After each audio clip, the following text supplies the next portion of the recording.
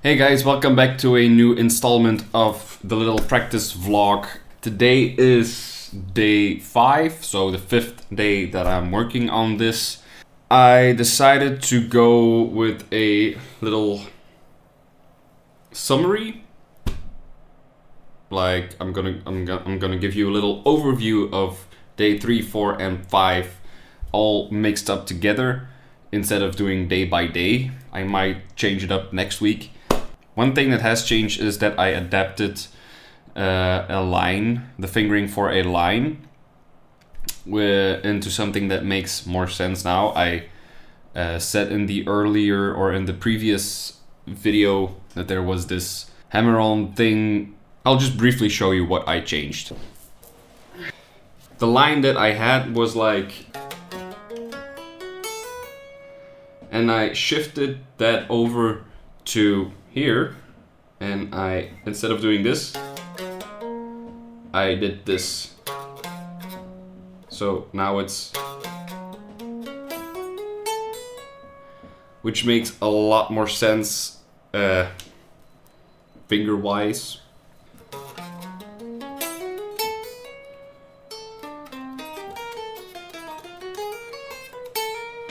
And so on. So that's the only major thing that has changed.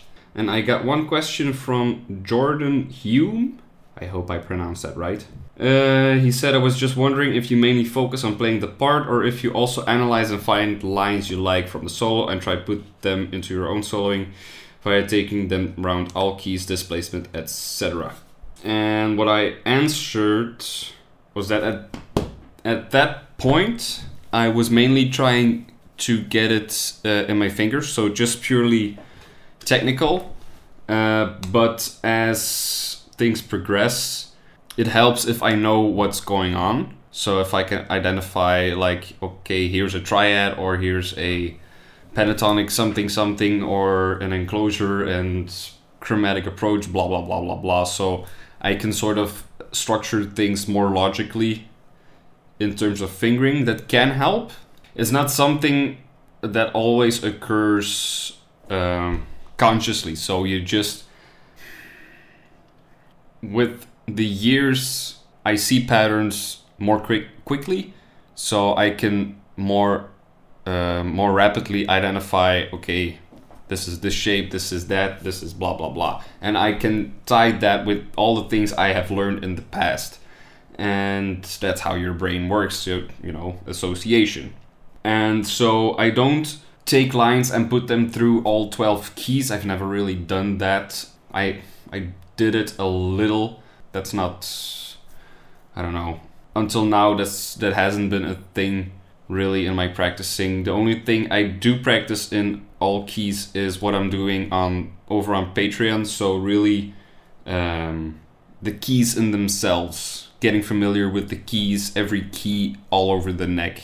So I know, like now we closed off B, G flat, and E. So I know my B key and G flat key and E key, and the triads within that, and the scales and the arpeggios and voicings and all that stuff. And then it becomes more a matter of recognizing the key you're in and where it lays out, and the lines sort of connect to that. But it's a very non-linear thing, so it's hard to explain, and it's just something that you do while fooling around and playing around. You just discover new things and make new associations, and I don't know, it never felt very helpful to just practice one lick in all keys, because that's the thing with guitar. You can play one lick in all keys, but you can do it in like 7 different ways. So whenever I did that, I was just frustrated by all the time it took to just get through every possible option and still not really know it. So that's kind of a long-winded sort of an answer. So I recognize lines and I can tie them to shapes and material I already know. Yeah. So moving on, I quickly want to give an overview of how I practice and the steps I take. Just discuss a little more the geeky stuff I mentioned in the previous video. So first of all, I try to learn the phrase and then I go slow, and I don't really have a tempo. I just go through it rubato, and the goal is to just get familiar with the phrase, get to know it a little bit, and just explore. Then after that, I try to put it to a certain tempo. I usually put the metronome on 60 or 50, usually 60. I just repeat it and go over it and over it and over it, still trying to optimize fingerings and stuff like that if it's necessary. And then I do what I also told, I think in the previous video, that increasing of the tempo just to push my memory sort of, and to see if I have any weak spots in just knowing the line itself and seeing where the fuzzy bits are. I'm just trying to push myself a little. Then usually I go and take the metronome and put it on 30. It's about as slow as my metronome can go. And I play one note per beat. And I try to play it a little after the beat. So you hear the click and you play. I wait until I hear the click and then I play. It's something I heard Bumblefoot, Ron Thal, say once in a video. So, and that's a good exercise because I do tend to rush, and that's a good way to kind of condition yourself to wait for the beat and then play and not push. And I do that a couple of times, not too many, like 2 or 3 times or whatever, like for longer lines. That's practicing at the extreme. So practicing super slow, and that's what I mentioned. That's what I said. I think in the first video, like if you can play it slow, you can play it fast. Yeah, kind of, but not really. You can. So practicing super slow, this will really put it in your nervous system, and then practicing it super fast, like beyond your abilities almost, or maybe even just beyond your abilities.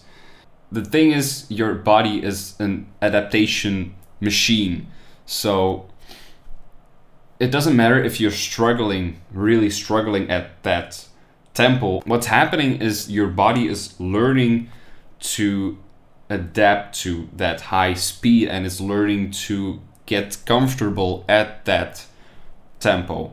So even though you're struggling, you got to try and stay there. You have to get accustomed to the feeling of that high tempo, and that's something you just don't get if you only practice slow. It's an entirely different feeling if you're practicing something slow and if you have to play it fast. And that's where that advice just breaks down, and that's where they drop the ball. Like if you can play something at 60, it doesn't mean you can play it at 240. Because it's an entirely different feeling if you have to play something at or da. That's just completely different worlds, and it's like walking and running. It's a different mechanic. So that's an elaboration on that, and that's also what you'll see me do in the videos.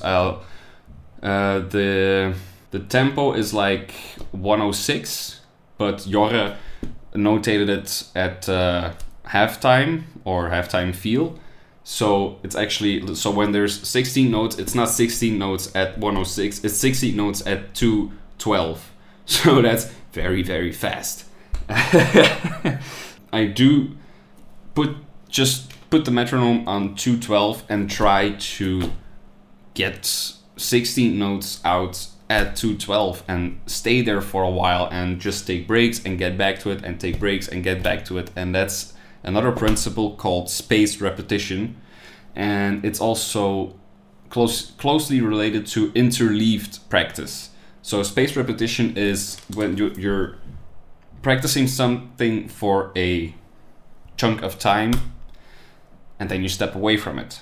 And after a while, you do it again, step away, do it again. So you're chunking it up, and you're leaving space in between the time that you're practicing something. And interleave practice is kind of the same, but instead of just taking a break or doing nothing, you're doing just something else. And you can like rotate non-related things. You can juxtapose them next to each other. I think I said that right.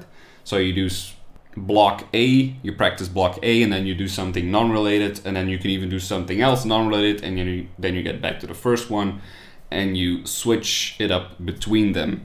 And the thing is that, you know, the feeling that if you're learning something and you're forgetting it and you have to relearn it and you have to remember it again, and it's fuzzy and you're struggling and blah blah blah, that's key to learning. That's when learning happens. So when people quit because it's frustrating and it's hard, that's exactly the time when you have to just do it again. And you just, if you know it in advance, I think it's easier. Just expect the frustration and expect the struggle, and know that the struggle is the point where you're breaking through barriers and learning and growing, instead of moving it aside and saying it's not for me, or this will never work, or whatever. You just gotta attack it again and again and again, and your brain is just making new pathways. I'm sure you heard this a million times before, but that's what's happening.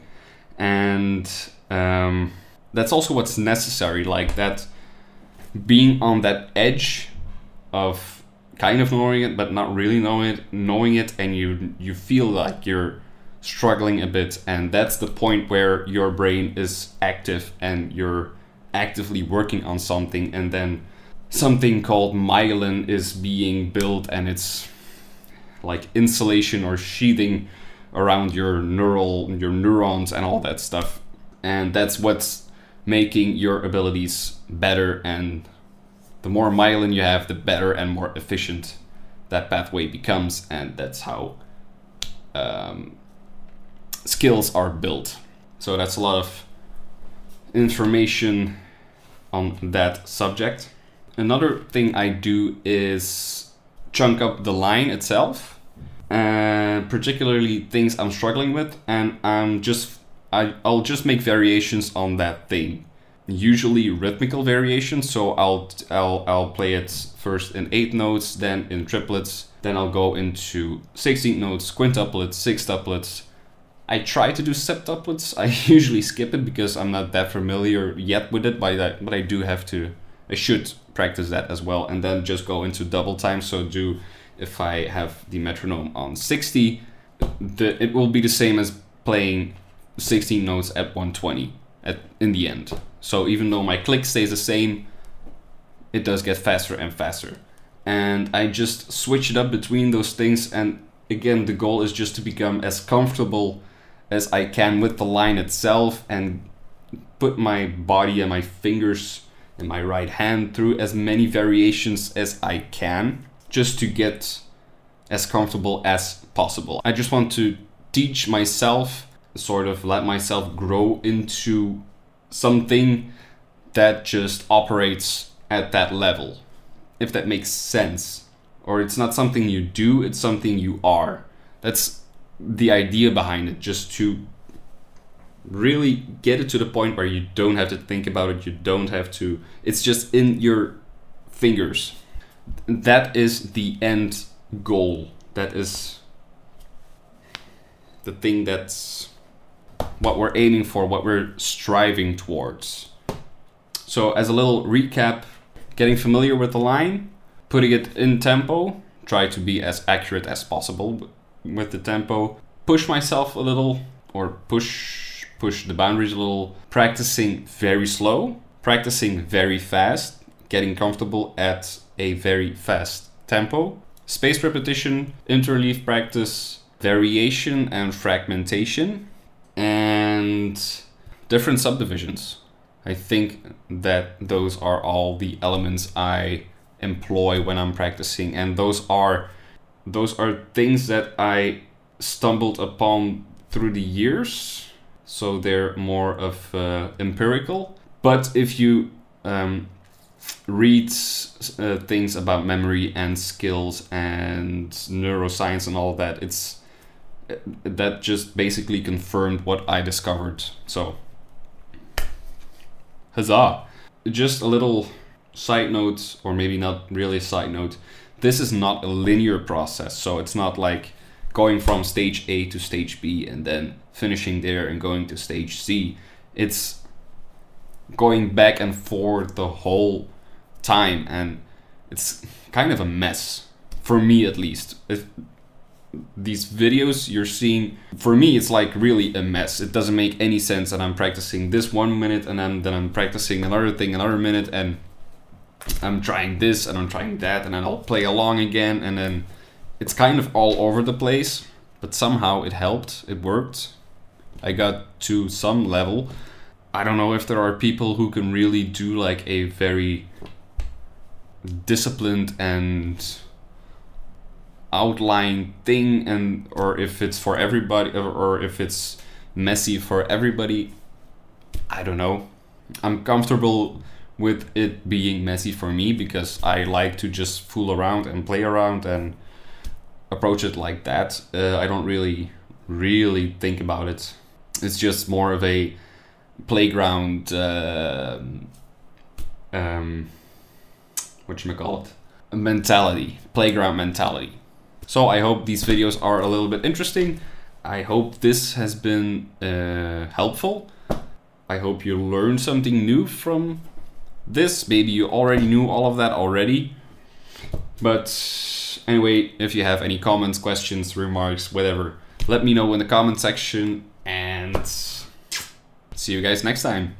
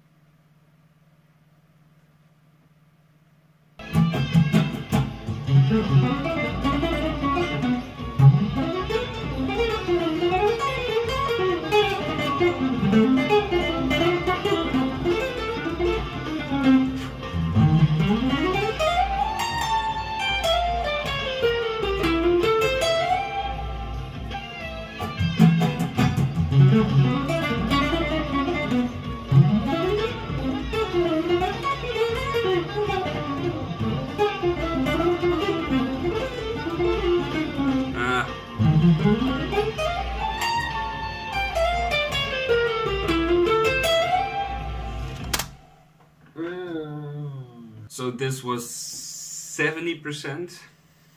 It's not extremely clean, but I'm not getting lost entirely.